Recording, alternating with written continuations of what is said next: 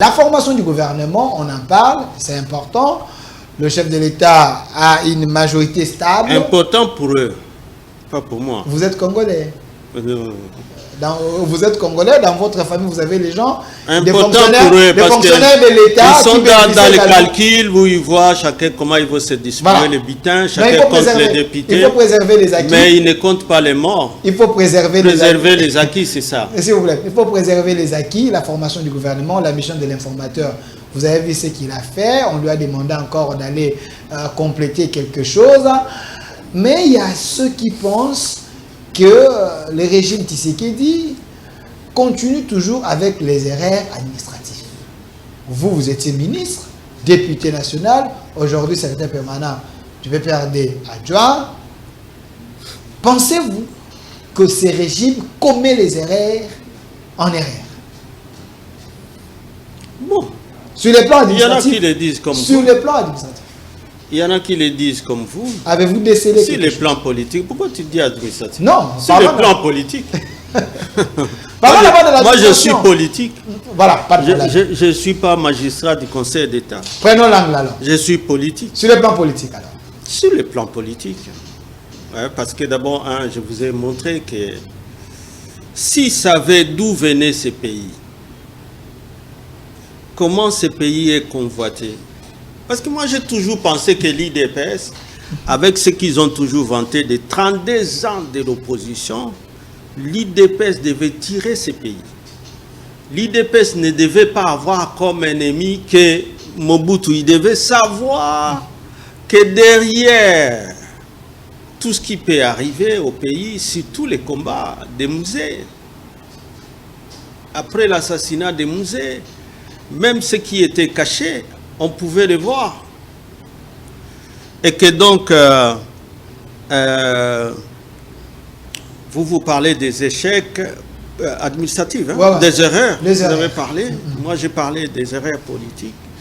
Parce que lorsqu'on prend ces pays, maintenant que Félix est là, nous avons fait un effort pour le rencontrer dans les critiques, sinon lui apporter les critiques, et être le diable du régime, l'avocat du diable.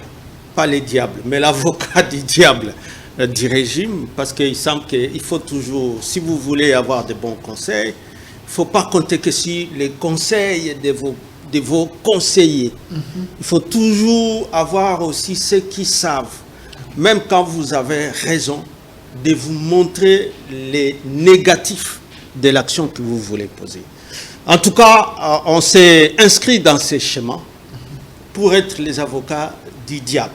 Donc, ce qu'ils veulent miroiter comme action de montrer les négatifs de ce qui pourrait arriver. Nous l'avons fait pour l'organisation des élections. Ils ne nous ont pas suivis. D'abord, pour la rupture FCC cash. Ils ne nous ont pas suivis. On l'a fait pour l'organisation des élections. Ça s'est révélé à la fin chaotique. Ils pourront dire peut-être nous sommes sorciers ou prophètes de malheur. Non, nous n'étions que des avocats pour leur montrer. Si vous ne suivez pas, voici là où vous allez arriver.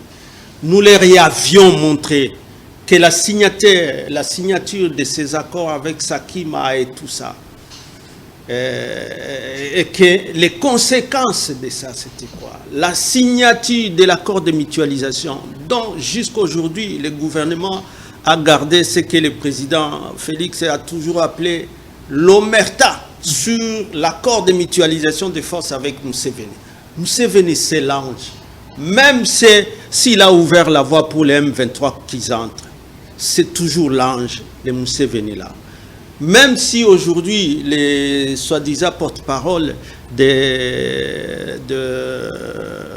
comment on dit ça, Ouazalendo, il nous a révélé aujourd'hui que l'UPDF est en train de renforcer les rangs des M23. C'est lui qui a dit. Ce sont les héros. Alors, donc, faut-il le croire ou ne pas le croire?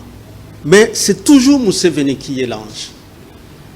Alors, même quand on réclame, à ce moment-là, des sanctions contre le Rwanda, mais vous laissez l'autre là. Alors que le fils à Museveni et Kagame, ils se disaient être dans une même entreprise contre notre pays. Et on les voit ensemble, rire ensemble.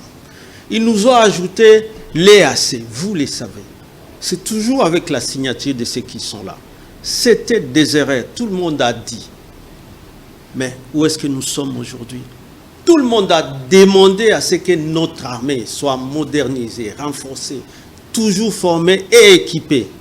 Mais ces contradictions, jusqu'à ce moment où on voit les Ouazalais nous dire autre chose et les autres dire autre chose, est-ce qu'il y a l'unité de commandement d'Assa?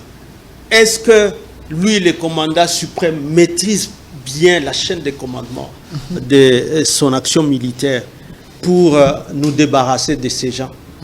On veut apparemment nous habituer ou nous amener à nous habituer à comprendre qu'ils sont là et que nous devons laisser à Félix le temps nécessaire, lui, de chercher les gens qui vont sanctionner les Rwandais. Mais entre-temps, les M23 peuvent rester là. C'est grave. C'est grave.